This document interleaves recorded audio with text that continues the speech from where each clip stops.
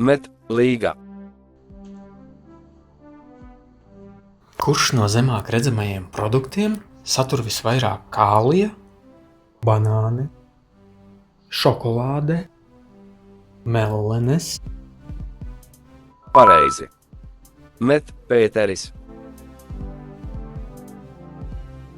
kurš gads tiek uzskatīts par Rīgas dibināšanas gadu? 1198. gads, 1201. gads, 1203. gads.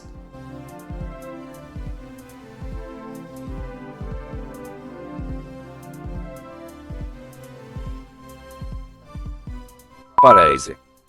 Met Jānis. Kurš slavens mākslinieks ir šīs gleznas autors? Vilhelms Purvītis, Klods Monē, Nepareizi. Pareizā atbilde bija Vilhelms Purvītis,